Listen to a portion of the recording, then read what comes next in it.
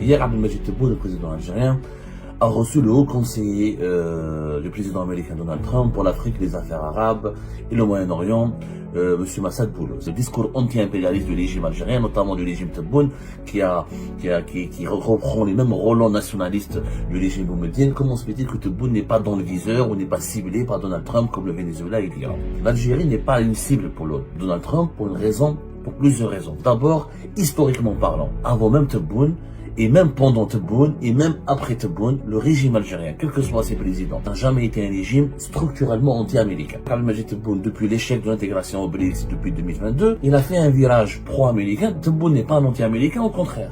Tebboune, il est l'un des présidents les plus pro-américains. Et l'Algérie, de Tebboune, a toujours évité la confrontation avec Washington. La résolution américaine sur Gaza le 17 novembre 2025, l'Algérie de Tebboune a voté pour. Sur le dossier du Sahara occidental, par exemple, le 31 octobre 2025, lors du vote de la résolution américaine totalement favorable au plan au Maroc, l'Algérie n'a pas voté contre. Elle a boycotté le vote. Mais elle n'a pas voté contre. Mais elle n'a jamais dénoncé Donald Trump, elle s'est jamais attaquée à Donald Trump. Elle a toujours voulu éviter de provoquer un brassard diplomatique direct avec Washington. Donc l'Algérie, sur Gaza, comme sur le Sahara occidental, elle a pratiquement plié. Donc Tebboune ne peut pas. A compris que le régime Tebboune a compris qu'avec Donald Trump, il ne pourra pas adopter la même stratégie.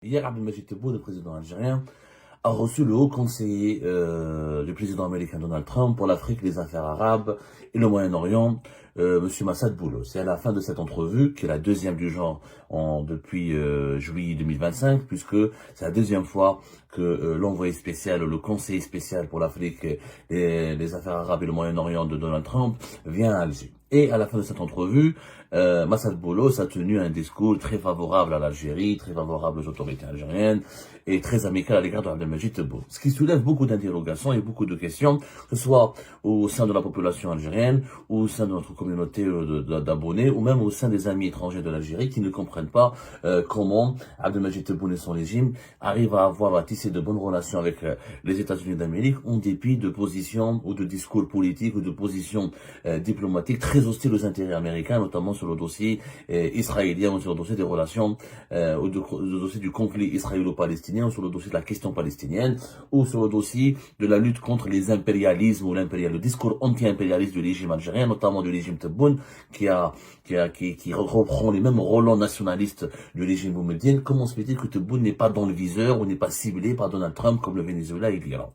Je pense qu'une mise au point s'impose, qu'une analyse factuelle, honnête et précise s'impose pour expliquer aux Algériennes et aux Algériens et expliquer aussi à nos amis étrangers, que ce soit nos voisins maghrébins ou nos amis français ou canadiens ou les autres francophones qui nous regardent, pourquoi l'Algérie n'est pas dans le viseur de Donald Trump. L'Algérie n'est pas une cible pour Donald Trump pour plusieurs raisons. On peut peut-être dire 4 ou 5 raisons, mais essentiellement pour 3 raisons. D'abord, historiquement parlant, avant même Tebboune, et même pendant Tebboune, et même après Tebboune, le régime algérien, quels que soient ses présidents, quels que soient ses leaders, n'a jamais été un régime structurellement anti-américain. Même à l'époque de Boumedienne, l'Algérie, elle a eu toujours une position bienveillante à l'égard des États-Unis d'Amérique. L'Algérie n'a jamais été, ne sera pas l'Iran, n'a pas été le Venezuela, et elle ne sera pas un pays anti-américain parce que historiquement, elle ne l'est pas. Pourquoi? Parce que l'Algérie, elle a une diplomatie depuis son indépendance. D'abord, elle a une reconnaissance à l'égard des États-Unis d'Amérique. Avec John Kennedy, les États-Unis d'Amérique étaient favorables à l'indépendance de l'Algérie. Après l'indépendance, même si l'Algérie, elle a basculé dans le camp du socialisme et de l'Union soviétique, mais elle a toujours développé une politique intelligente basée sur le non-alignement, le compromis par rapport à la grande puissance américaine, le dialogue constructif, le pragmatisme et les négociations et l'amitié. L'Algérie a toujours été neutre. Dans la guerre froide, elle était politiquement proche de l'Union soviétique et économiquement très proche de l'Union soviétique, mais elle n'a jamais enterré, elle n'a jamais refusé d'avoir des liens économiques et des liens politiques avec les États-Unis d'Amérique.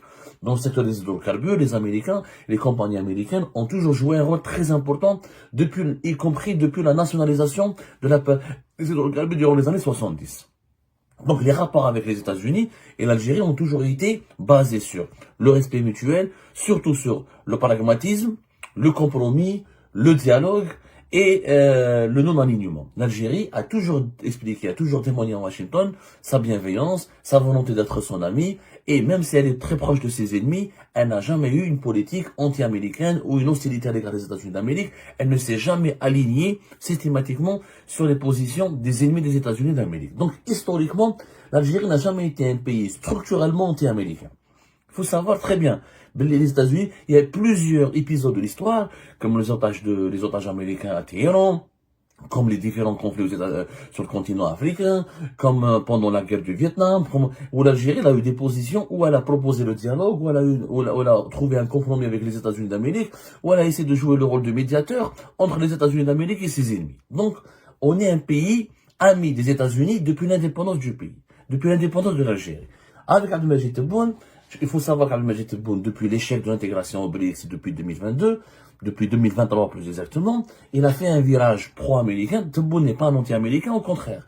Tebboune, il est l'un des présidents les plus pro-américains, contrairement à ce que l'on pense. Il n'a jamais été un président anti-américain.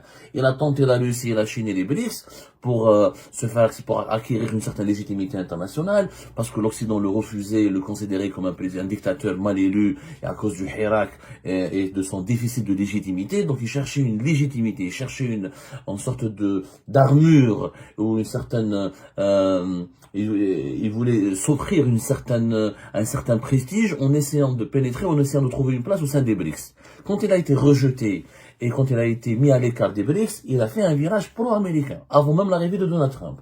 Et l'Algérie, de Tebboune, a toujours évité la confrontation avec Washington. Toujours évité.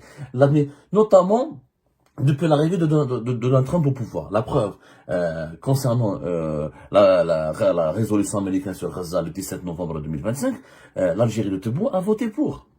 Alors que l'Algérie, avant l'arrivée de Donald Trump, on parlait de Gaza matin et soir, on utilisait la question palestinienne pour diaboliser le Maroc et pour dire que les alliés du sionisme, le Maroc et les Émirats étaient des agents des esclaves du sionisme, des agents du sionisme. On considérait l'alliance entre Israël, le Maroc et les pays arabes qui ont normalisé avec Israël comme une trahison suprême à la cause du monde musulman, à la cause du monde arabe, et que les alliés, les pays arabes qui ont normalisé avec Israël sont des chevaux de Troie pour déstabiliser, pour coloniser la région. Donc on avait, rappelez-vous de ces militaires algériens en 2023, en 2024, je crois que c'était en 2024, en 2024 plutôt, qui dans les rues, lors d'un défilé militaire, criaient Gaza, Gaza, Gaza. À la fin, quand Donald Trump est arrivé au pouvoir, Abdelmajid Tebboune a changé radicalement de position. Il a tourné le dos à la Palestine, il a voté une résolution américaine qui est largement favorable à Israël. Tout le monde le sait, vous l'avez bien vu. La résolution du 17 novembre 2025. Où l'Algérie s'est alignée, elle n'a pas boycotté, elle ne s'est pas abstenue, elle a voté pour le plan Trump pour Gaza. Donc, l'Algérie de Tebboune, intelligemment, Tebboune a compris qu'il sera très perdant et qu'il doit éviter à tout prix la confrontation avec Washington. Sur le dossier du Sahara occidental, par exemple, sur le dossier du Sahara occidental, le 31 octobre 2025, lors du vote de la résolution américaine totalement favorable au plan au Maroc et à ses intérêts hégémoniques au Sahara occidental et à l'annexion du territoire du Sahara occidental comme une province marocaine et donc à l'exercice de sa souveraineté sur le territoire du Sahara occidental, l'Algérie n'a pas voté contre. Elle a boycotté le vote. Mais elle n'a pas voté contre. Elle était membre non permanent du Conseil de sécurité de l'ONU, au 31 octobre 2025. Donc, pour éviter la confrontation avec Donald Trump, elle a boycotté le vote. Elle n'a même pas assisté au vote. Et ça s'est arrêté là. Donc, l'Algérie, elle a dénoncé, etc. Mais elle n'a jamais dénoncé Donald Trump, elle s'est jamais attaquée à Donald Trump. Elle a toujours voulu éviter de provoquer un brassard diplomatique direct avec Washington.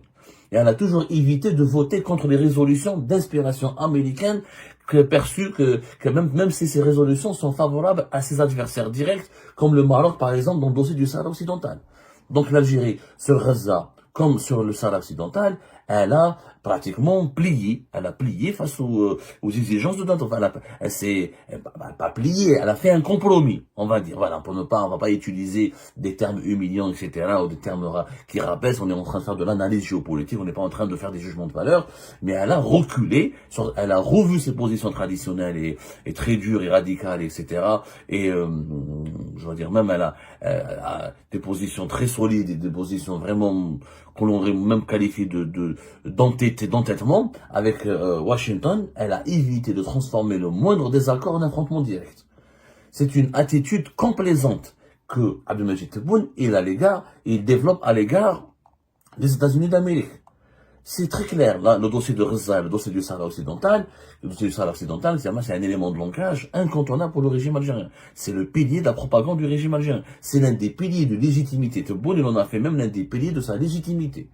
Donc, Tebboune, le régime Tebboune, il a une stratégie face à Trump qui consiste à éviter de l'affrontement, montrer la complaisance, proposer du compromis, rester dans le dialogue, et même au contraire, essayer de gérer à froid les relations avec les États-Unis d'Amérique et essayer de trouver même de mettre davantage en lumière les intérêts communs et les intérêts précieux que les intérêts que les divergences qui peuvent diviser les deux pays. C'est une stratégie complètement différente que Tebboune utilise avec les États-Unis d'Amérique de Donald Trump par rapport à ce qu'il fait avec la France d'Emmanuel Macron, ou ce qu'il a fait avec l'Espagne de Pedro Sanchez. Tebboune avec l'Espagne de Pedro Sanchez, 2 années de bras de fer diplomatique avec beaucoup d'agressivité, beaucoup de brutalité, un boycott économique, pratiquement une rupture des relations diplomatiques. Avec la France d'Emmanuel Macron, Tebboune, on l'a vu, de 2024 jusqu'à aujourd'hui, la même chose, du bras de fer, de la fermeté, de la sévérité, fermer les portes du dialogue,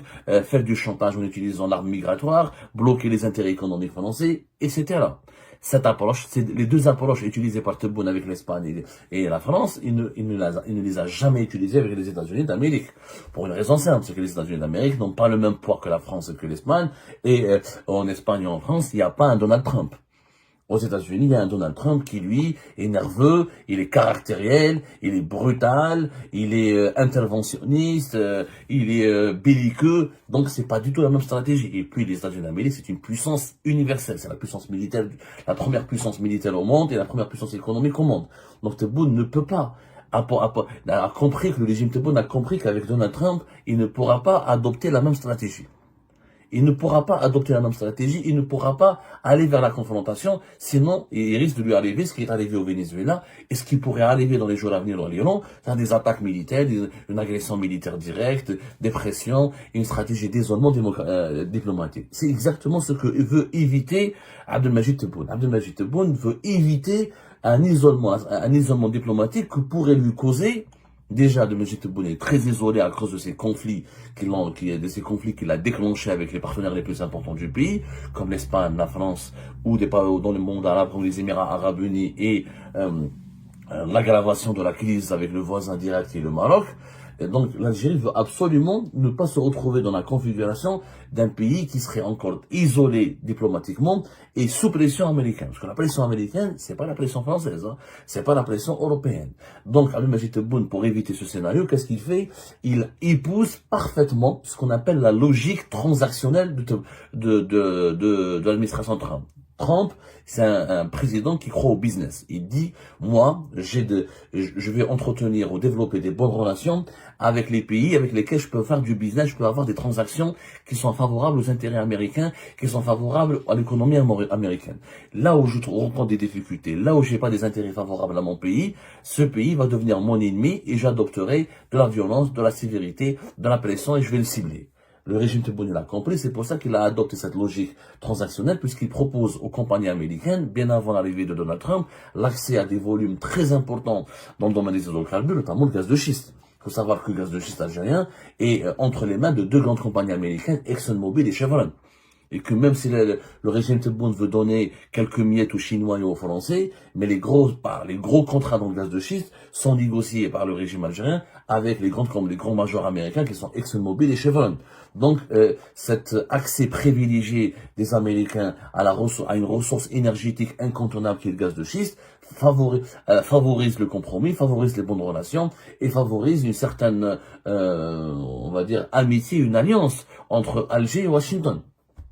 Donc, Washington n'a pas besoin d'utiliser des pressions sur l'Algérie pour verrouiller ses intérêts par la menace ou par l'intimidation, par l'interventionnisme violent et agressif et menaçant. Les deals que lui propose le régime Tebboune suffisent largement pour rassurer les Américains et pour donc éviter tout scénario de confrontation avec Donald Trump. Et ça marche. La stratégie de Tebboune, il faut le dire, elle marche. Elle marche avec les États-Unis d'Amérique, parce que les États-Unis d'Amérique ne ciblent pas l'Algérie.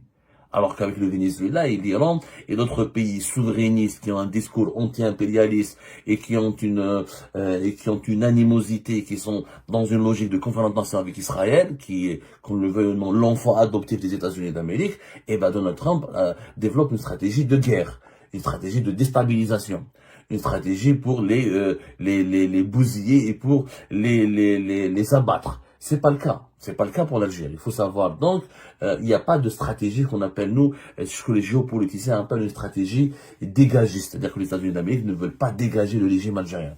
Pourquoi? Parce qu'en Algérie, voilà, les États-Unis d'Amérique disposent d'un registre beaucoup plus efficace, ils accèdent directement à Tebboune, ils arrivent à exercer des pressions sur Tebboune sans aller à la coercition, c'est-à-dire sans vraiment recourir à la menace et au chantage. L'Algérie n'est pas un pays anti-américain, encore une fois, c'est un pays pro-américain. Et les États-Unis d'Amérique, avec juste des droits de douane ou des restrictions financières ou des sanctions économiques ciblées, elles peuvent causer beaucoup de dégâts à l'Algérie. Encore une fois, Abdelmajid Tebboune veut éviter des pressions américaines parce qu'une pression américaine, ça va l'isoler diplomatiquement. On le voit bien que Donald Trump, quand il s'attaque à un pays, il peut l'isoler diplomatiquement.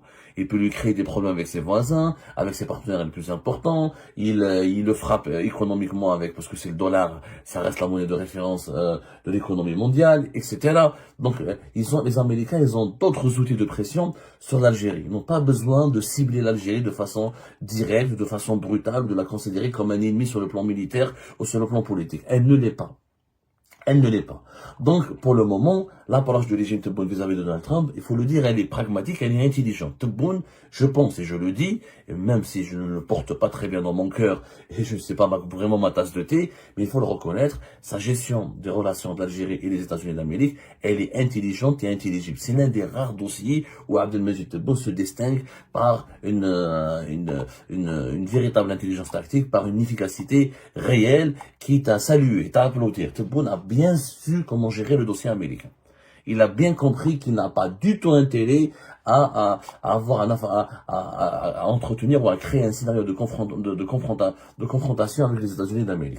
Et c'est pour ça que Tebboune a pu protéger l'Algérie pour le moment contre l'impérialisme excessif et contre l'interventionnisme international très violent et très